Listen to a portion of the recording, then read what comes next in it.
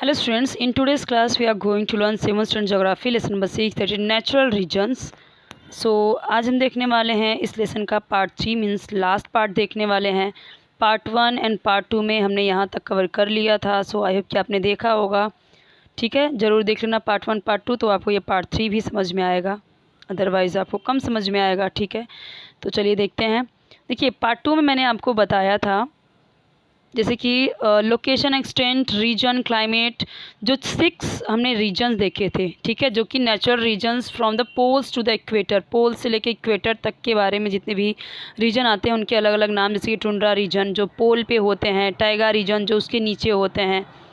देखिए मैं बताती हूँ आपको, जैसे मान लीजिए हमारा अर्थ है तो ऊपर में क्या है, टुंड्रा रीजन, फिर उसके नीचे थोड़ा सा टाइगा रीजन, फिर उसके नीचे ग्रासलैंड, उसके नीचे एकदम इक्वेटर पे रहेगा हॉट डेजर्ट, एंड उसके नीचे थोड़ा आएगा, मतलब उसके नीचे साइड में ग्रासलैंड, फिर उसके नीचे आएगा इक्वेटोरियल रीजन।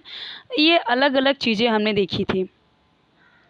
ठीक है, सो वो हमने कवर कर लिया था। और प्लस यहाँ पे जो अलग अलग, जैसे अब मान लो यहाँ पे टुंड्रा रीजन है, टाइगर रीजन है, तो यहाँ के जो फ्लोरा एंड फौना, जैसे कि वहाँ के नेचुरल वेजिटेशन कैसे होंगे, वहाँ के एनिमल लाइफ कैसी होंगी, एनिमल्स कौन कौन से होंगे, किस तरीके का वहाँ पे लाइक जो वेजिटेशन होगा, मतलब ट्रीज़, श्रब्स, वो सब कैसे होंगे, वो हमने देखा था। एंड ह्यूमन लाइफ, वहाँ पे वहाँ के लोगों की लाइफ, वहाँ के ऑक्यूपेशंस लोगों का क्या होगा, वो सारी चीज़ें हमने कवर की थी पार्ट 2 में। तो जैसे आपने वहाँ पे देखा था कि ऊपर में सबसे पहले टुंड्रा था, तो ये टुंड्रा का ही है। ओके, और फिर ये था टैगा का, ये टैगा का, उसके बाद ये ग्रासलैंड का। ऐसे ही मैंने आपको समझाया था पार्ट 2 वाले वीडियो में।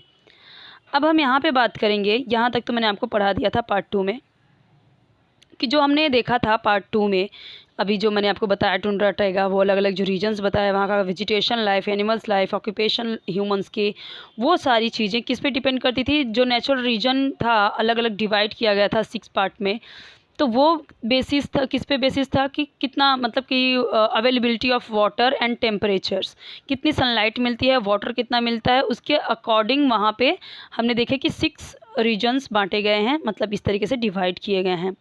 इसके अलावा ऊपर में जो चीज़ें दी गई हैं उसके अलावा कुछ रीजन्स और भी दिए गए हैं, 3 region, monsoon region, Mediterranean region and West European region. ये किस बेसिस पे दिए गए हैं, तो लोकल कंडीशंस के बेसिस पे। ठीक है, सो जैसे कि कहीं पे मानसून, कहीं पे अगर बारिश ज़्यादा हो रही है तो उसको बोल दिया गया मानसून रीजन, और कुछ ऐसे रीजन है जिसको दे दिया गया मेडिटेरेनियन रीजन, और कुछ ऐसे मतलब रीजन है जिसे नाम दिया गया वेस्ट यूरोपियन रीजन। इसे 3 कैटेगरी में बांटा गया है, ये हमने पढ़ लिया था। ठीक है, तो monsoon and West European regions इसलिए मतलब कि क्यों होते हैं, कुछ स्पेसिफिक विंड ब्लो होने की वजह से। यानी कि मानसून रीजन दिया गया है यहाँ पे, आप ध्यान दीजिए, monsoon and West European, monsoon and West European region क्यों होते हैं, कुछ स्पेसिफिक विंड ब्लो होते हैं इसकी वजह से। जबकि जो मेडिटेरेनियन रीजन है वो रेनफॉल और विंटर की वजह से, मतलब known for its rainfall in winters, winters में जो रेनफॉल होते हैं इसलिए इसे जाना जाता है मेडिटेरेनियन रीजन की नाम से। ठीक है, तो याद रखिए monsoon region and West European region, इसलिए इसे इस तरीके से डिवाइड किया गया अलग अलग, क्योंकि यहाँ के कुछ अलग मतलब कुछ स्पेसिफिक विंड्स ब्लो होते हैं उसकी वजह से। और मेडिटेरेनियन रीजन जो है ये किस लिए, क्योंकि यहाँ पे बारिश कब होती है, विंटर में होती है। तो अब यहाँ का क्या वेजिटेशन होगा, एनिमल लाइफ क्या होगा, लोग कैसे होंगे, उसकी उनके ऑक्यूपेशन क्या होंगे, जैसे हमने पार्ट 2 में देखा था वैसे ही हम इनके भी देखने वाले हैं। ओके, सो चलिए देखते हैं, स्टार्ट करते हैं अभी। और ये यहाँ के लोकल कंडीशन पे ही डिपेंड करते हैं।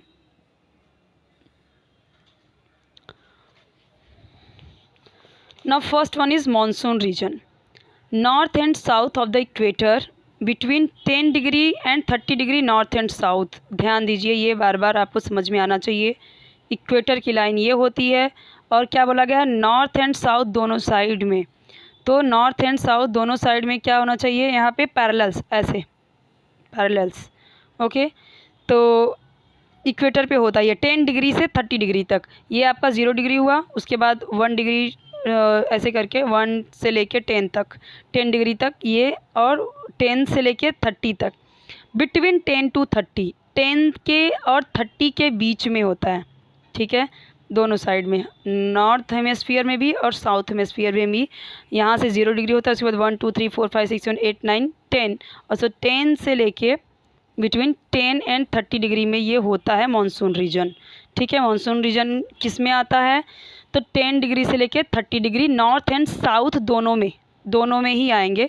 तो आपको पता ही है, ऊपर यहाँ पे 0 है तो यहाँ से भी 1 2 3 4 5 चालू होगा, ऊपर से भी 1 2 3 4, तो वहाँ से भी 10 टू 30 डिग्री, या नीचे से भी 10 टू 30 डिग्री में होगा ये एरिया। कौन कौन से आएंगे इसमें, सो इंडियन सब कॉन्टिनेंट मतलब आपको समझ में आना चाहिए कि इंडियन सब कॉन्टिनेंट मीन्स व्हाट। इंडियन सब कॉन्टिनेंट का मतलब यहाँ पे आप समझ लीजिए neighbouring countries of India. Okay, तो मैं आपको इसका एरिया बता देती हूँ। जितना ये पार्ट आप देख रहे हो, इंडिया हमारा यहाँ पे है, और सब कॉन्टिनेंट की बात की गई है, पूरे कॉन्टिनेंट की नहीं, ये पूरा एशिया कॉन्टिनेंट होगा, लेकिन सब कॉन्टिनेंट की बात की गई है। छोटा मतलब कि इंडिया के चारों तरफ ये पूरा पार्ट है, ये आपका आएगा मानसून रीजन में।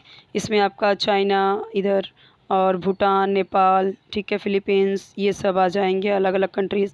Waste Indies, north Australia, north east Africa, ठीक है, ये अफ्रीका वाला जो पार्ट है इधर का, तो ये सब आ जाएगा आपका। ओके, सो हमारा इंडिया यहाँ पे है, तो आपको समझ में आ जाएगा ये पूरा देख के मैप। सो कौन कौन सी कंट्रीज़ आ रही है यहाँ पे मेंशन किया गया है, Philippines, West Indies, north Australia, east Africa. Okay, so इस तरीके से सेंट्रल अमेरिका एट्सेट्रा, तो ये सब हुआ। मेडिटेरेनियन रीजन में क्या क्या आ जाएगा, एक्सटेंड्स बिटवीन 30 डिग्री। अब यहाँ पे बोला क्या गया था 10 टू 30 डिग्री के बीच में, अब यहाँ पे क्या बोला जा रहा है 30 डिग्री से 40, मतलब ऊपर जाएगा 30 डिग्री से 40 डिग्री, और नीचे भी 30 डिग्री से 40 डिग्री। समझ रहे हो ना आप, ऐसे 0 डिग्री यहाँ पे 30 डिग्री टू 40 डिग्री, ऊपर में 40 डिग्री और नीचे में भी यहाँ पे 30 टू 40 डिग्री यहाँ पे, ठीक है, ऐसे। तो parallels in both the hemisphere, दोनों हेमिस्फीयर में, northern hemisphere and southern hemisphere दोनों side. On the western side of continents, Portugal, Spain, Algeria, Turkey, California, central Chile, south west and north east Australia etcetera. Okay, so यहाँ पे ये सारे countries आएंगे Mediterranean region में। तो इसका भी मैं आपको पिक दिखा, तो मेडिटेरेनियन रीजन में वो रीजन आएगा, वो कंट्रीज़ आएंगे, means countries that border the Mediterranean sea. यहाँ पे मेडिटेरेनियन सी देख रहे हो आप, ये पूरा मेडिटेरेनियन सी का इलाका है, रीजन है। तो जो इसके बॉर्डर पे हैं, जैसे यहाँ पे हम देख रहे हैं जितने भी अल्जीरिया हो, मोरक्को, पुर्तगाल, ओके, जितने भी इसके बॉर्डर पे हैं, ये सब किस में आएंगे मेडिटेरेनियन सी में आएंगे। ठीक है, जितने भी हमने पढ़े यहाँ पे, पुर्तगाल, स्पेन, अल्जीरिया, यहाँ पे आप देख रहे हो अलग अलग, यहाँ पे अलग अलग आप स्पेन, ये जितने भी कंट्रीज़ हैं, तो आप देख पा रहे हो यहाँ पे, मतलब कि वो कंट्रीज़ जो मेडिटेरेनियन सी के बॉर्डर पे हैं, वो सारे आएंगे यहाँ पे। ओके, तो यहाँ पे क्या होता है, means dry summers and rainfall in winters are the main. तो यहाँ पे आपको ये समझ में आना चाहिए कि हमने यही तो पढ़ा था कि मेडिटेरेनियन रीजन में क्या हो रहा है, यहाँ पे क्या बताया गया था कि रेनफॉल हो रहा है विंटर्स में, ठीक है, क्योंकि ये सारे इलाके समुद्र के पास में हैं। ओके, तो यहाँ पे ये सारे कंट्रीज़ हैं जो हमने देख लिया। वेस्ट यूरोपियन रीजन, ये क्या है, located in the western parts of continent between 45 degree and 65 degree north and south parallel. हमेशा याद रखना कि 0 से आपको कंसिडर करना है, 0 के ऊपर जाएगा। अब ये 45 डिग्री से 65, यहाँ पे 40 तक था, अभी 45 से लेके 65 डिग्री नॉर्थ एंड साउथ दोनों में। जैसे यहाँ पे कौन कौन सी कंट्री आ जाएगी, Norway, Denmark, Ireland, British Columbia, south Chile, New Zealand etcetera. Okay, तो यहाँ पे आप देख सकते हो जितने भी इस तरीके से कंट्रीज़ हैं, ठीक है, अलग अलग, डेनमार्क, जर्मनी, नॉर्वे, यहाँ पे सारे कंट्रीज़ आपको दिखाए गए हैं। तो वेस्टर्न यूरोपियन रीजन ये सब है। ओके, जो ये पूरा पार्ट है आपका, तो वो सब। सो स्टूडेंट्स, यहाँ पे हमने इसका लोकेशन देखा, लोकेशन एंड एरिया। लोकेशन क्या है, एरिया क्या है, ये हम तीनों का देख लिए, ठीक है। अब हम बात करते हैं क्लाइमेट की। तो देखो, मॉनसून रीजन जो है वहाँ का क्लाइमेट कैसा होगा, temperature, summer temperature between 27 degree and 32 degree Celsius, इतना गर्मी रहेगा यहाँ पे, ठीक है। तो समर टेम्परेचर कितना रहेगा 27 और 32 यानी 27-32 डिग्री सेल्सियस के बीच में रहेगा। और विंटर कितना रहेगा, मीन्स विंटर टेम्परेचर कितना रहेगा, so between 15 degree to 24 degree Celsius. Okay, यहाँ पे आप देख सकते हो। रेनफॉल 250 टू 2500 मीन्स 2500 मिलीमीटर तक इतनी बारिश होगी। Areas gate rain in specific season from south west monsoon. Okay, तो साउथ वेस्ट मानसून इस तरह मतलब कि बारिश कहाँ, रेन इन स्पेसिफिक कहाँ पे ज़्यादा बारिश होगी, south west monsoon. Rainfall is highly variable and distribution is quite uneven. मतलब जो यहाँ पे रेनफॉल है और जो यहाँ पे मौसम रहने वाला है, ठीक है, जो रेनफॉल है जो ज़्यादा होता है तो ये बहुत ही अनइवन रहता है, मतलब इसका डिस्ट्रीब्यूशन अनइवन रहता है, कहीं पे ज़्यादा कहीं पे कम। जितने भी हमने कंट्री देखे उनके बीच की बात है। ड्राई समर्स, तो यहाँ पे जो मेडिटेरेनियन रीजन है उसकी बात कर लेते हैं, उसका क्लाइमेट कैसा रहने वाला है। सो dry summers and rainfall in winters, तो यही तो हमने पढ़ा था कि कैसा रहेगा, समर एकदम ड्राई मौसम रहेगा और रेनफॉल कब होगा, विंटर में, ठंडी के टाइम में। And mean summer. Okay, temperature from 21 degree Celsius to 27 degree Celsius, इतना इसका टेम्परेचर रहेगा। विंटर टेम्परेचर कितना रहेगा, तो 10 टू 14 डिग्री सेल्सियस के बीच में, मतलब 10 से 14 तक जाएगा। मीन एनुअल रेनफॉल, मतलब बारिश कितनी होगी, सो 500 टू 1000 मिलीमीटर तक इतनी ज़्यादा बारिश होगी। And it rains in winter, ये हमने बार बार देख लिया है। Now what condition means what climate of West European region, so let's see. Mean summer temperature around 20 degree Celsius, कितना रहने वाला है, 20 डिग्री सेल्सियस रहने वाला है समर टेम्परेचर का। ओके, एंड विंटर टेम्परेचर कितना रहने वाला है, 5 डिग्री सेल्सियस, मतलब ठंडी बहुत ज़्यादा है। ओके, मीन्स कि यहाँ पे जस्ट मिनट, ठंडी तो यहाँ पे जैसे अगर हम यहाँ पे देखें तो यहाँ पे ही ज़्यादा है, यहाँ पे तो उससे कंपेयर में ठीक ही है।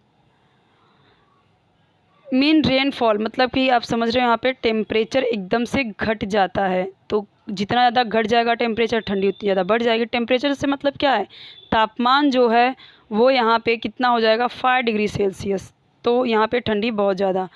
Mean rainfall between 500 and 2500 millimetre. Okay, तो ये तो हमने पहले वाले में भी देखा, यहाँ पे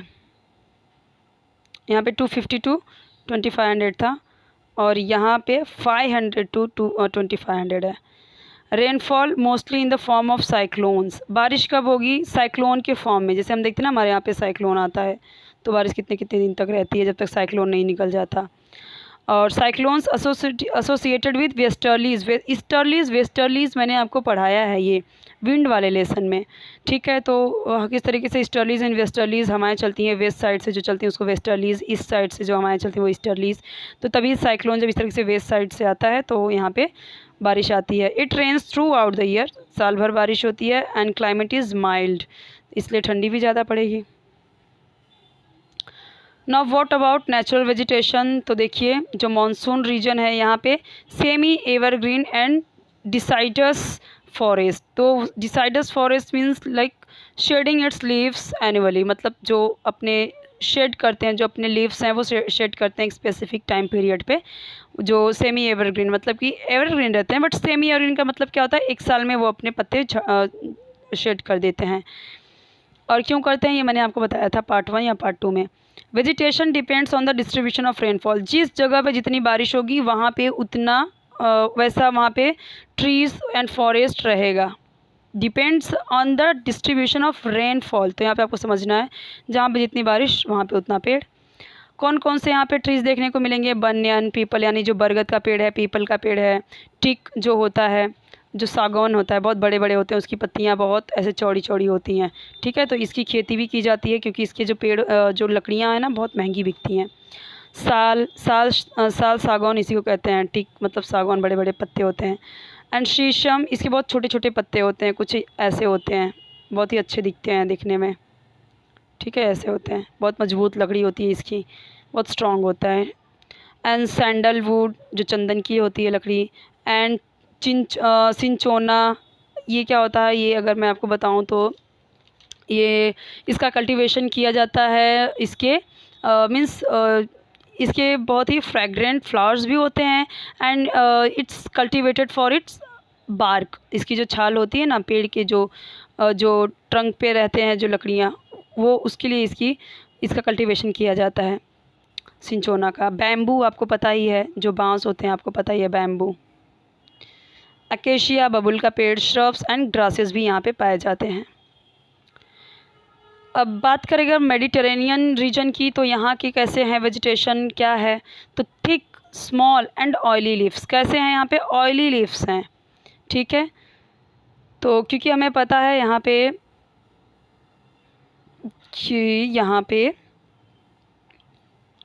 जो हमने देखा कि यहाँ पे बारिश भी अच्छी खासी होती है, और प्लस यहाँ के जो जस्ट मिनट ओके, तो यहाँ पे ऑयली लीव्स होते हैं, जो मतलब कि जो स्मॉल एंड ऑयली लीव्स होते हैं, और थिक बार्क होता है। जो बार्क होते हैं ना ट्रंक पे, वो मोटे होते हैं। फॉर एग्जांपल ऑलिव ऑयल आपने सुना होगा, ऑलिव ऑयल, तो उसका पेड़ जो होता है वो। ओक, ये भी एक प्रकार का ट्रीज़ होता है। चेस्टनट, जो अखरोट होता है, अखरोट आपको पता है, तो वो। ग्रास इन लो रेनफॉल रीजन, और जहाँ पे कम बारिश होती है तो वहाँ पे ग्रास उगेंगे। And coniferous forest in mountain regions, और जो माउंटेनियस रीजन है वहाँ पे क्या होगा, कॉनिफेरस ट्रीज रहेंगे, ये तो हमें पता है। अब हम देखते हैं लास्ट वेस्ट यूरोपियन रीजन की। Green grasses all the year round, तो पूरा साल यहाँ पे ग्रीन ग्रासेस रहती हैं क्योंकि यहाँ पे ठंडी बहुत ज़्यादा रहती है। Trees shed their leaves in winter. Coniferous trees and short grasses, और पेड़ कौन कौन से हैं, oak, beech, maple, elm, pine, spruce, poplar etcetera. ये अलग अलग ट्रीज़ हैं, और ये शॉर्ट ग्रासेस भी हैं कुछ जो कि यहाँ पे उगती हैं। अब हम बात करते हैं एनिमल्स की। तो मॉनसून रीजन में हमें देखने को मिलेंगे wild animals such as tiger, lions, leopards, cheetahs, elephants, wolves, boars, monkeys, snakes, peacocks, cuckoos etcetera सारे। और डोमेस्टिक एनिमल्स भी देखने को मिलते हैं, कैटल, जैसे उसमें आ जाएंगे आपके जो गोट्स हैं, हॉर्सेस हैं, शिप्स हैं, ये सब आ जाएंगे। Okay, ship. एंड अगर बात करें मेडिटेरेनियन रीजन की, so due to animal husbandry domesticated animal are found in large numbers like goat, sheep, cow, mules, horses etcetera. तो यहाँ पे एनिमल हस्बेंड्री मतलब ज़्यादातर लोग यहाँ पे पालतू पशु ज़्यादा देखने को मिलेंगे, लोग उसे पालते हैं। और बात करें अगर हम यहाँ पे लास्ट का, तो फिर because of animal husbandry domesticated animal in large numbers ज़्यादातर यहाँ पे देखने को मिलेंगे। Wild animal includes wolves, foxes, bears etcetera. तो यहाँ पे यही देखने को मिलेगा। यहाँ पे लोग यहाँ के जो मतलब कि जो हमने देखा है वेस्ट यूरोपियन मीन्स जो वेस्ट यूरोपियन रीजन है, यहाँ के लोग क्या करते हैं, यहाँ पे ज़्यादा खेती तो हो नहीं पाएगी क्योंकि यहाँ पे ठंडी बहुत ज़्यादा है। तो यहाँ के लोग क्या करते हैं, यहाँ पे एनिमल्स पालते हैं, और जंगली जो हैं वो भी हमने देख लिया, ठीक है। ह्यूमन लाइफ कैसी होती है, तो मानसून रीजन की large number of small Hamlet's, तो ये अलग अलग मतलब कि क्या होता है, large number of small Hamlet's, तो ये अलग अलग जो उनके हाउसेज वगैरह रहते हैं। Considerable differences in diet and costumes, इनके जो कॉस्ट्यूम्स होते हैं वो अलग होता है, डाइट इनकी डिफरेंट होती है, ठीक है। Population is mostly involve in primary occupation, तो पॉपुलेशन किस में इन्वॉल्व होती है ज़्यादातर, प्राइमरी ऑक्यूपेशन। तो जहाँ पे अच्छी खासी बारिश होगी तो वहाँ पे कैसा होगा कि वहाँ पे जो प्राइमरी ऑक्यूपेशन है, प्राइमरी ऑक्यूपेशन आपने पढ़ा है 6th स्टैंडर्ड में, ये सारी चीज़ें primary, secondary and tertiary occupation की। प्राइमरी में क्या होता है, यहाँ पे रॉ मटेरियल पे लोग ज़्यादा डिपेंड करते हैं। जैसे कि क्या होता है कि जो बहुत सारे लोग कैटल्स रख रहे हैं, तो क्या करेंगे, दूध निकालेंगे, तो वो रॉ मटेरियल हुआ, तो वो लेके जाएंगे इंडस्ट्री वगैरह में देंगे, तो ये वहाँ पे क्या करेंगे, प्रोसेसिंग करेंगे, उसको अलग अलग घी, मक्खन, चीज़, पनीर वो सब बनाएंगे, तो ये क्या हुआ, सेकेंडरी हुआ, ठीक है। सेकेंडरी मतलब समझ में आया आपको, तो ये प्राइमरी सेक्टर हुआ। तो प्राइमरी ऑक्यूपेशंस में ये लोग ज़्यादा इंगेज्ड होते हैं। एंड इनका मेन ऑक्यूपेशन क्या होता है, एग्रीकल्चर। तो जो भी ये खेती करेंगे वो अपने रॉ मटेरियल लेके जाके दूसरे इंडस्ट्री वगैरह में बेचेंगे, तो इंडस्ट्री वगैरह क्या करेंगे, वो उन चीज़ों का क्या करेंगे, उनका गुड्स प्रोडक्ट्स बनाएंगे। मेडिटेरेनियन रीजन में क्या होता है, seat of Greek and Roman civilization, तो यहाँ पे ग्रीक और रोमन सिविलाइजेशन होते हैं ज़्यादातर। मेन ऑक्यूपेशन इनका एग्रीकल्चर होता है, mostly fruit and flower cultivation, तो ये ज़्यादातर क्या उगाते हैं, fruits and flower. Wheat and wheat products from the form the staple diet, और व्हीट यानी जो गेहूँ है, गेहूँ क्या है इनका, और उससे जो बने प्रोडक्ट्स हैं अलग अलग, वो इनका स्टेपल यानी कि मुख्य भोजन, इनका मुख्य डाइट में क्या है वही है। कलरफुल कॉस्ट्यूम्स, इनके कॉस्ट्यूम्स जो होते हैं वो बहुत ही कलरफुल होते हैं।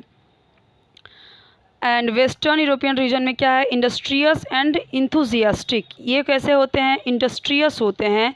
So industrious means what, industrious means कि ये लोग बहुत ही हार्ड वर्किंग होते हैं। एंड इंथुजियास्टिक का मतलब होता है फुल ऑफ एक्साइटमेंट लोग होते हैं। Have been mainly sailors and explorers. So यहाँ पे लोग कैसे होते हैं, सेलर्स होते हैं, नाविक होते हैं, बहुत ज़्यादा एक्सप्लोर करने वाली चीज़ों को खोजने वाले होते हैं, एक्सप्लोर करने वाली नई नई चीज़ों को, नए नए इन्वेंशन करने वाले। और क्या यूज़ करते हैं, वुलन क्लोथिंग, मतलब कपड़े, क्योंकि यहाँ पे हमने देखा 5 डिग्री सेल्सियस तक यहाँ पे ठंडी होती है, तो यहाँ पे लोग कैसे वुलन क्लोथिंग ही वेयर करेंगे, ज़्यादा ठंडी है तो वुलन क्लोथिंग ही रहेगा। Have achieved progress in secondary and tertiary sectors. तो इन्होंने सेकेंडरी और टर्शरी सेक्टर्स में काफ़ी अच्छा यहाँ पे मतलब कि ये लोग यहाँ पे प्रोग्रेस किया है। तो देखो ये डेवलप्ड कंट्रीज़ में ही ये होगा, ठीक है, डेवलप्ड कंट्रीज़ जो हैं उसमें ही ये कहने का मतलब ये है कि सेकेंडरी क्या होता है, secondary means like taking the raw material from the primary sectors and then they process them into manufacture goods, different kinds of goods, and these are developed countries actually. तो ये क्या करते हैं, प्राइमरी सेक्टर से जो लोग जैसे वहाँ पे रॉ मटेरियल उठाते हैं, इसका प्रोसेसिंग करते हैं, नई नई गुड्स बनाते हैं। जैसे इन्होंने यहाँ पे मान लो कि कोई बहुत गेहूँ, जैसे ये हमने देखा था ना मेडिटेरेनियन रीजन, वहाँ से ये गेहूँ उठाएंगे, वहाँ पे ज़्यादातर लोग गेहूँ उगा रहे हैं मान लो, तो गेहूँ लेके आएंगे, उससे अलग अलग चीज़ें बनाएंगे, उससे मैदा बनाएंगे, बिस्किट वगैरह बनाएंगे, उसके नई नई चीज़ें बनाएंगे। तो वो आपका आ गया किसमें, सेकेंडरी में आ गया, ठीक है, सेकेंडरी सेक्टर में आ गया। एंड टर्शरी सेक्टर क्या होता है, specially the service sector which involve school, colleges, hotels and financial institutes etcetera. तो टर्शरी सेक्टर्स और सेकेंडरी मतलब ये लोग काफ़ी रिच होते हैं। कौन कौन सी कंट्रीज़ आई है इसमें आप देख सकते हो। अब आपको पता ही है वेस्टर्न यूरोपियन कंट्रीज़ जितनी भी हैं वो काफ़ी रिच हैं, काफ़ी डेवलप्ड हैं। हम देख रहे हैं आप ये सारे जो British Columbia, south Chile, New Zealand, ये सब डेवलप्ड कंट्रीज़ हैं। ओके, आगे बढ़ते हैं। बिसाइड्स द 9 रीजन, 6 हमने पहले देखा था 6 पार्ट 2 में, और अभी 3 हमने देखा, जो मानसून रीजन, मेडिटेरेनियन रीजन, और कौन सा देखा हमने अभी, हमने देखा वेस्ट यूरोपियन रीजन्स जो हैं, और 6 हमने जो देखा था टुंड्रा, टाइगा, वो सब, grassland, hot desert region, equatorial region, वो अलग अलग जो हमने 6 देखे थे, और ये 3 तो 9 हो गए।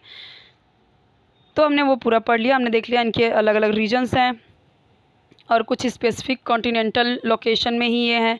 For example the China type region, Saint Lawrence region etcetera, see the extent of this region in figure. तो यहाँ पे आप देखो,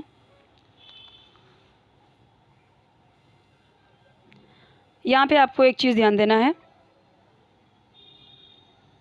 अब यहाँ पे देखो मैप में आपको देखना है अलग अलग यहाँ पे कॉन्टिनेंट्स हैं, ठीक है, और यहाँ पे दिया गया है इंडेक्स, जो कि ये वाला ग्रीन है वो है इक्वेटोरियल रीजन, येलो वाला grassland in the torrid zone, savanna, okay, monsoon region होगा ये वाला, and hot desert region, Mediterranean region. तो आप कलर देख के आपको क्या करना है, जो अभी हमने पढ़े ना वो आपको यहाँ पे मैप में दिया गया है, और कलर के अकॉर्डिंग आपको यहाँ पे चूज़ करना है, मतलब कि आपको देखना है, और कुछ क्वेश्चंस दिए गए हैं उनके आंसर्स देने हैं।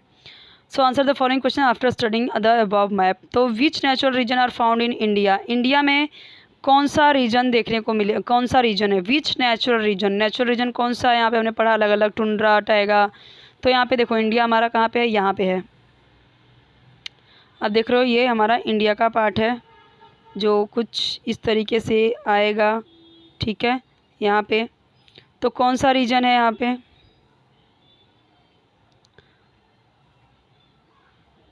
तो अब आप यहाँ पे देखो ये कलर है हमारे इंडिया का दिया हुआ है, कलर में ही आपको, कलर से ही आपको समझना है। यहाँ पे देखो मॉनसून रीजन जो लिखा गया है, तो आप देखो यही तो कलर है ना इंडिया का, यही तो कलर यहाँ पे है मॉनसून रीजन। देखो यहाँ पे मॉनसून रीजन, ठीक है, और थोड़ा सा ये वाला पार्ट हिली रीजन में भी आएगा। तो ये माउंटेनियस रीजन जो ऊपर मतलब ये जम्मू कश्मीर के साइड में थोड़ा सा आएगा ये वाला, तो थोड़ा सा हमारा माउंटेनियस रीजन भी है, बट पूरा क्या है, अगर हम पूरा देखें तो पूरा ही आएगा आपका मानसून रीजन में, ठीक है। और क्योंकि ये इक्वेटोरियल जो इक्वेटर की लाइन है वहीं से गुजरता है, तो ऑब्वियसली ये मानसून रीजन में आएगा। इसी तरीके से आपको सेकंड क्वेश्चन पूछा गया है, which continent comprises a major portion of the hot desert type region. अब यहाँ पे देखना है आपको, हॉट डेजर्ट रीजन यहाँ पे है, ये रहा ये वाला कलर। अब आपको चेक करना है कि हॉट डेजर्ट रीजन कहाँ पे आएगा, किस कॉन्टिनेंट में, किस कॉन्टिनेंट में मेजर पोर्शन, ज़्यादा पोर्शन है हॉट डेजर्ट का। तो यहाँ पे देखो अफ्रीका। अब यहाँ पे देखो यही कलर है आपका, जो ये कलर है, ये कलर आपको यहाँ पे देखने को मिलेगा, सॉरी यहाँ पे देखो ये वाला, ये कलर, ठीक है। तो ये पार्ट देखो आप, ये पूरा यहाँ पे भी, यहाँ पे भी, तो ज़्यादातर तो ये पार्ट कहाँ पे है, अफ्रीका में ही है, हॉट डेजर्ट रीजन। और हमें पता है यहीं पे है जो हमारा सबसे बड़ा जो है मतलब कि जो सबसे बड़ा डेजर्ट है, तो वो यही है। क्या नाम है इसका आपको बताना है कमेंट सेक्शन में। तो ये पूरा रीजन आप देख रहे हो पूरा, तो ये डेजर्ट का है। तो अब मैं आपको क्वेश्चन पढ़ के बता देती हूँ, ये सारे आंसर आपको ढूंढने हैं, बहुत सिंपल है, बस आपको चेक करना है कलर्स और वहाँ पे जाके बताना है answer. Which continent has the highest diversity in terms of natural regions. अगर नेचुरल रीजन्स के अकॉर्डिंग देखिए तो कहाँ पे सबसे ज़्यादा डाइवर्सिटी है, मतलब अलग अलग है, तो डाइवर्सिटी कहाँ पे सबसे ज़्यादा आपको देखने को मिलेगा। तो अगर आप देखो तो ये जो नॉर्थ अमेरिका है, यहाँ पे देखो आप अलग अलग यहाँ पे डाइवर्सिटी आपको दिख रही है। यहाँ पे आपको येलो भी दिखेगा, पिंक भी, ये भी, मतलब सब आपको देखने को मिल रहा है, ठीक है। तो ज़्यादा डाइवर्सिटी हमें यहाँ पे नॉर्थ अमेरिका में देखने को मिल रहा है। ओके, ओ नहीं, यहाँ पे देखो ये जो नॉर्थ अमेरिका है, इससे भी ज़्यादा अगर हम देखें तो ये नॉर्थ जो हमारा एशिया है, the continent of Asia has the highest diversity. Okay, मतलब जो ये एशिया वाला अगर आप पार्ट देखो तो यहाँ पे आपको ज़्यादा आपको डाइवर्सिटी देखने को मिलेगा। ओके, सो मीन्स अगर इसका क्वेश्चन का आंसर मैं आपको बताऊँ, so the continent of Asia has the highest diversity in terms of natural regions. Okay, अब हम नेक्स्ट क्वेश्चन देखते हैं। तो ये नहीं होगा क्योंकि यहाँ पे तो हमें इतना ही देखने को मिल रहा है, बट अगर हम एशिया में देखें तो एशिया में ज़्यादा डाइवर्सिटी हमें देखने को मिलेगा। और हमारे इंडिया में भी अगर हम देखें तो हमारे इंडिया में भी तो डेजर्ट आता है, रेगिस्तान, और गुजरात के साइड में अगर आप देखो तो आपको राजस्थान में जो है थार जो है वो रेगिस्तान, ठीक है, थार डेजर्ट जो है, तो हॉट डेजर्ट रीजन जो है हमारे इंडिया में भी आएगा। So monsoon region, hot desert region and mountainous region are found in India. तो फर्स्ट क्वेश्चन का आंसर क्या होगा, इसका आंसर क्या होगा, monsoon region, hot desert region and mountainous region are found in the India. Second question क्या है, which continent comprises a major portion of the hot desert type. तो वो तो मैंने आपको बताया, that the continent of Africa comprises a major portion, okay, of the hot desert type region, ठीक है। थर्ड का मैंने आपको बता दिया, थर्ड का क्या होगा, which continent has the highest diversity in terms of natural region. So answer is the continent of Asia has the highest diversity in terms of natural regions. तो एशिया कॉन्टिनेंट में तो हमारा इंडिया भी आता है, ठीक है। Okay, now fourth question is, why are there fewer natural regions in the southern hemisphere than those in the northern hemisphere. तो यहाँ पे बोला गया जो नेचुरल रीजन है ये सदर्न हेमिस्फीयर, मतलब कि यहाँ पे आंसर क्या बोल रहे हैं यहाँ पे, मतलब कि अगर हम देखिए नदर्न हेमिस्फीयर में ज़्यादा आपको नेचुरल रीजन्स देखने को मिलेगा। सो इसका आंसर क्या होगा, so in southern hemisphere the proportion of water means ocean is greater. Okay, क्योंकि अब यहाँ पे क्या है, ओशन ज़्यादा है, ओशन यहाँ पे पानी ज़्यादा है। अब अगर आप देखो तो यहाँ से आपका सदर्न हेमिस्फीयर चालू होता है, यहाँ से नदर्न, तो यहाँ पे कितने ज़्यादा कॉन्टिनेंट्स, अलग अलग कंट्रीज़, मतलब लैंड फॉर्म ज़्यादा है, यहाँ पे वाटर ज़्यादा है, ओशन ज़्यादा है। Okay, so that's why there are fewer natural regions in the southern hemisphere than in northern hemisphere. ऊपर में नेचुरल रीजन्स ज़्यादा हैं, अलग अलग डिफरेंट, क्यों, क्योंकि वहाँ पे लैंड ज़्यादा है, और यहाँ पे क्योंकि वाटर है, लैंड ही नहीं है, तो फिर नेचुरल रीजन भी कम है। Okay, now next question is, which natural region occupies the largest area in the world। कौन सा नेचुरल रीजन सबसे ज़्यादा है पूरे वर्ल्ड, मतलब लार्जेस्ट एरिया ऑक्यूपाई कवर किया हुआ है। So answer is the natural region occupies means taiga. अगर हम बात करें taiga, natural region occupies the largest area in the world. हमने पढ़ा था टुंड्रा के बाद टाइगा, ठीक है, सो वो होगा। एंड टाइगा रीजन मीन्स कहाँ पे है? So it's located between 55 degree to 65 degree north parallel and this region receives rainfall in summer and snowfall in winter. ये सारी चीज़ें हमने पढ़ ली थी। ओके, सो अभी नेक्स्ट देखते हैं हम। Where else do we find condition similar to the continent of Antarctica? So इसका आंसर क्या होगा?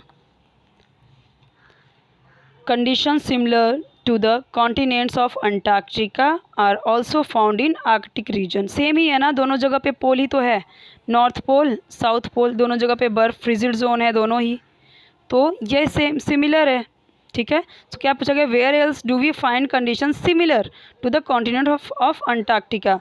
सो अंटार्कटिका के सिमिलर क्या है? Arctic region. So conditions similar to the continent of Antarctica are also found in Arctic region। तो दोनों same ही वहाँ का दोनों का सेम ही है रीजन, ठीक है। Through which natural region does the prime meridian pass? So the prime meridian passes through the following region like West Europe region, hot desert region, grassland, savanna, equatorial region, Mediterranean region, mountainous region, temperate grassland means steppes region, taiga region, ice cap region, tundra region। Okay, अब आपका ये किधर है? Mediterranean. तो यहाँ पे देखो ये वाला पूरा यहाँ से जो जाएगा, मतलब कि आपको एक पता है कि जो यहाँ पे 0 डिग्री से जाता है, ये एक 0 डिग्री से जाता है, जो कि ये आपका इक्वेटोरियल रीजन है, मतलब पैरेलल वाला एक लाइन, और एक लाइन जो आपका होता है कौन सा? ये बीच वाला जो प्राइम मेरिडियन वाला होता है। तो ये कहाँ कहाँ से पास होके जाता है वो मैंने, मतलब कौन कौन से नेचुरल रीजन से ये पास होता है मेरिडियन, प्राइम मेरिडियन, वो मैंने आपको बता दिया। ओके, सो सारे क्वेश्चन का आंसर मैंने आपको बता दिया है वैसे, और इन सब का क्वेश्चन आंसर आपको मैं जब क्वेश्चन आंसर का वीडियो बनाऊंगी तो उसमें भी मिल जाएगा, सो डोंट वरी। अब यहाँ पे क्या क्वेश्चन है? Answer the following question. Which natural region consist of short lived vegetation? ये सारी चीज़ें तो हमने पढ़ा ना, टुंड्रा टैगा उसी में सब है, ठीक है, ये सारी चीज़ें तो हमने पढ़ ली है, उसी का है ये।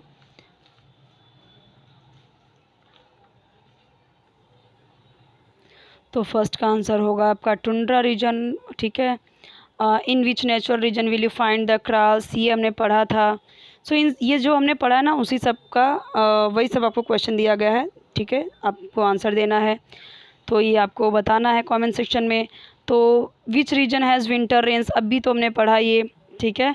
इन which natural regions are gorillas and chimpanzees found, ये हमने पढ़ा था पार्ट 2 में।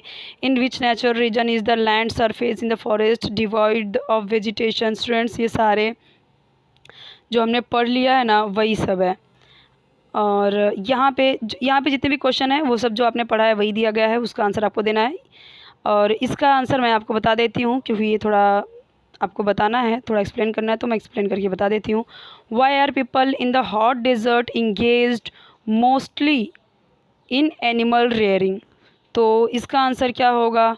People in the hot desert are mostly engaged in animal rearing as they rear animals for transportation and for obtaining products such as milk, meat, etc.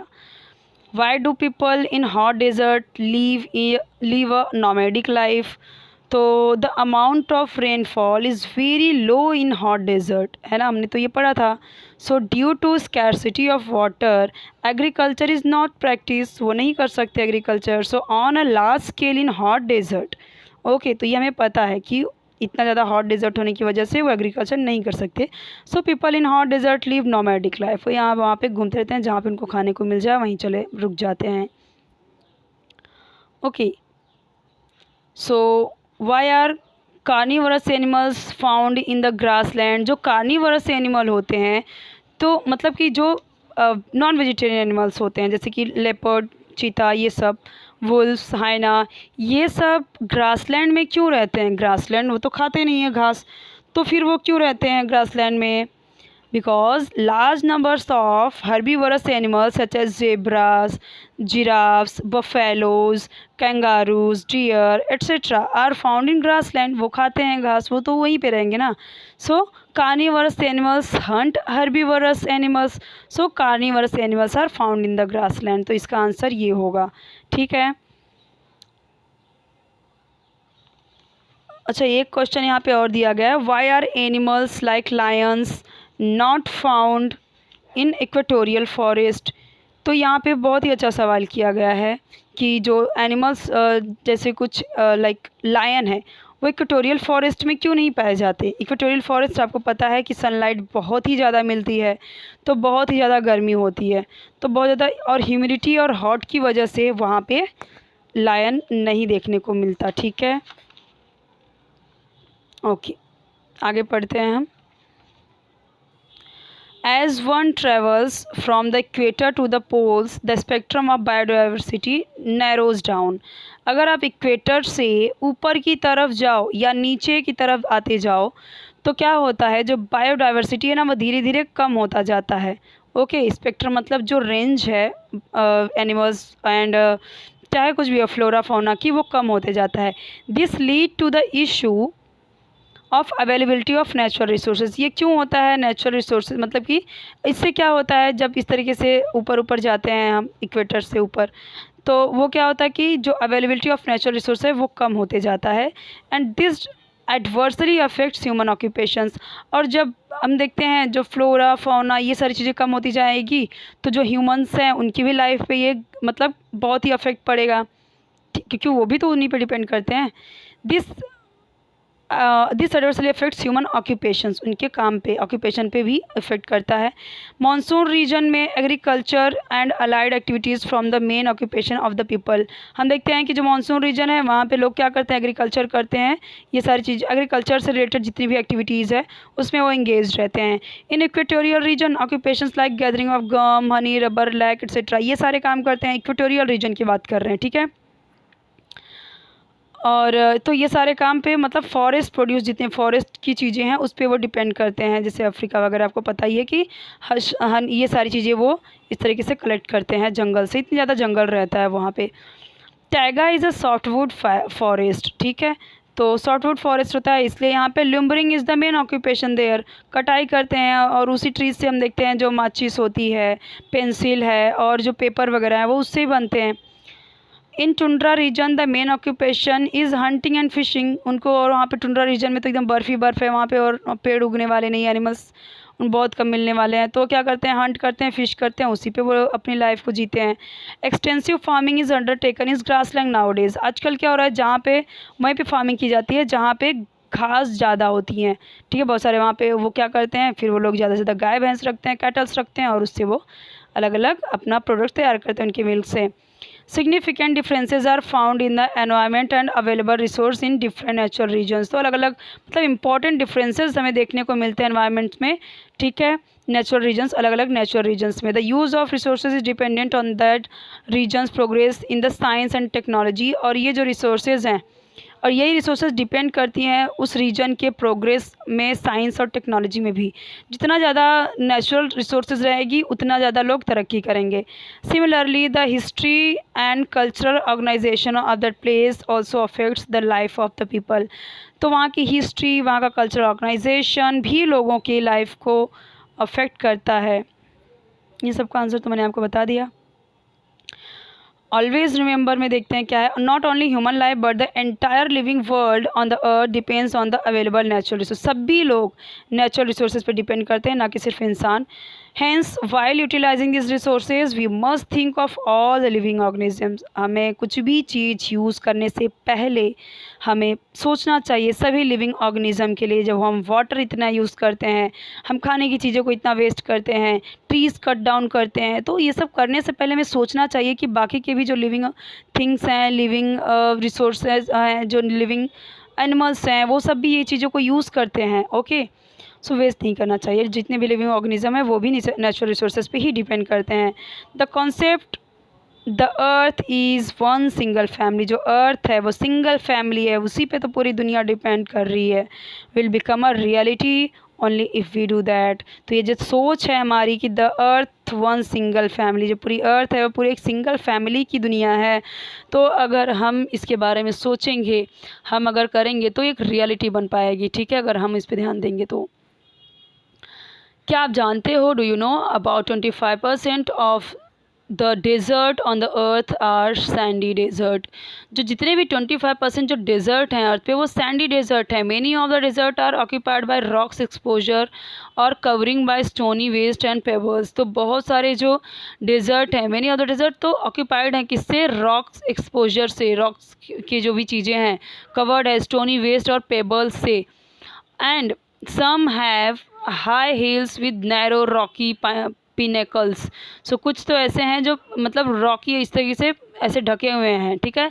Desert like Ladakh is our country, जो लद्दाख हमारी country में ही है ना, और Arizona in the United State, और जो America में जो क्या है एरिज़ोना है डेजर्ट, एरिज़ोना डेजर्ट, और हमारे देश में जो लद्दाख है, ये इस तरीके के हैं कि जो इस तरीके से नैरो रॉकी मतलब उस जगह पे हैं जो ढके हुए हैं।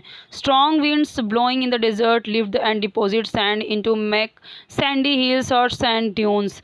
तो क्या करते हैं, जब बहुत ज़्यादा तेज़ हवाएं चलती हैं तो क्या होता है कि ये क्या करते हैं, जो तेज़ हवाएं होती हैं ये क्या बनाती हैं, बड़ी बड़ी हिल्स बना देती हैं इन सैंड्स की, ठीक है, बड़ी बड़ी हिल्स बना देती हैं। Okay, so some dunes can be as high as 200 metre, मतलब ये ड्यून्स लाइक इस तरीके से हिप जो होती हैं। तो ये हिल्स क्या होती हैं, do not remain stationary but keep moving slowly under the influence of winds, at time villages get buried under them. कि धीरे धीरे क्या होता है, बहुत सारे ऐसे भी देश हैं जब मतलब कि ये जो रेत है ना वो बढ़ता जा रहा है, मतलब कि बढ़ता जा रहा है और वो बहुत सारे गांव को भी अंदर ढक लेता है। ऐसे ही साउथ में एक टेम्पल्स है, पूरा एक गांव है जो कि क्या हुआ है कि पूरा का पूरा रेत से, पूरा सैंड से ढक चुका है, ठीक है। मतलब कि पूरा धीरे धीरे क्या हुआ, जो डेजर्ट है उसका जो दायरा है, जो उसका रीजन है वो बढ़ता गया और जो पूरा का पूरा गांव था वो उसके नीचे आ गया, मतलब बरीड हो गया, उसके नीचे दफन हो गया। और फिर जब नीचे मतलब ऐसा लगता है कि वहाँ पे कभी कुछ था ही नहीं। तो ऐसा मतलब कहने का मतलब कि डेजर्ट इतने ज़्यादा, और डेजर्ट इतना क्यों हो रहे हैं, अगर जैसे जैसे क्या होगा कि ट्रीज़ कटते जाएंगे, ख़त्म होते जाएंगे, तो बारिश कम होगी, बारिश भी कम होगी, जो लैंड है वो क्या होगी, इस तरीके से डेजर्ट मतलब कि पूरा रेत बनने लगेगा धीरे धीरे। फर्टिलिटी तो रहेगी नहीं, फर्टिलिटी ख़त्म हो जाएगी, क्योंकि जब ट्रीज़ नहीं रहेंगे तो मतलब बारिश नहीं होगी, तो इसकी वजह से क्या होगा, ये सारी प्रॉब्लम्स आएंगी। ओके, सो तो ड्यून्स का मतलब क्या होता है, एक न्यू वर्ड है, तो मैं आपको बता दूँ, हिलॉक जो ऐसे इस तरीके से होते हैं, सैंडी हिलॉक जो होते हैं, ठीक है, दैट कॉल ड्यून्स। तो इस तरीके से 200 मीटर मतलब बहुत ऊंची, तभी तो पूरे के पूरे गांव, इतनी बड़ी बड़े टेम्पल्स वगैरह ढक गए। सो यहाँ पे हमारा ये लेसन कंप्लीट होता है। ओके, सो आपको अगर कोई डाउट रहे तो कमेंट सेक्शन में पूछिए। एक क्वेश्चन यहाँ पे और दिया गया है, वो भी देख लेते हैं। Why are the hot deserts mainly located along the western side of the continents. So वहाँ पे बोला गया है कि क्यों ज़्यादा से तर यहाँ पे जो डेजर्ट हैं वो मतलब वेस्टर्न साइड के कॉन्टिनेंट्स में ज़्यादा हैं। सो इसका आंसर होगा hot desert region is located between 30 degree and 55 degree north and south parallels. Okay, so इसका रीज़न क्या है, easterlies mostly blow in this region. जो ईस्टर्लीज हवाएं जो हमने विंड लेसन में पढ़ा था, तो ईस्टर्लीज यहाँ पे ज़्यादा चलती हैं। So due to easterlies it rains heavily in eastern side. तो ईस्टर्न साइड में ज़्यादा बारिश हो जाती है, ठीक है, और eastern side of the countries in this region. So easterlies become almost dry when they reach in the western side of the countries of this region. जैसे जैसे ये वेस्टर्न साइड में पहुंचती हैं, ये हवाएं क्या होती है, ईस्टर्ली मतलब इस साइड से जब हवाएं आती हैं और जब वेस्ट में पढ़ते पढ़ते ये क्या होती हैं, बहुत ही ज़्यादा ड्राई हवाएं हो जाती हैं। As its effect the amount of rainfall is found to be very low in the western side. इसीलिए वेस्टर्न साइड में क्या होता है, जो वेस्टर्न कॉन्टिनेंट्स हैं वहाँ पे बहुत कम बारिश होती है, ठीक है। So therefore the hot desert are mainly located along the western side of the continents. Okay, so इसका भी आंसर मैंने आपको बता दिया, और आपको टेंशन लेने की जरूरत नहीं, जितने भी क्वेश्चन आंसर हैं आपकी, ये सारे जो क्वेश्चन मैंने आपको बताए और जितना आपकी इस बुक में है, जितने भी इस लेसन में क्वेश्चन आंसर यहाँ पे दिए गए हैं, सबका मैं आपको प्रोवाइड करा दूँगी। अलग से वीडियो बना दूंगी। कोई डाउट है कमेंट सेक्शन पूछिए। चैनल सब्सक्राइब करना मत भूलिए। वीडियो को ज़रूर लाइक कीजिए, फ्रेंड्स के साथ शेयर कीजिए, उनको भी हेल्प मिलेगी। उनसे भी बोलिए चैनल सब्सक्राइब करने के लिए। ओके।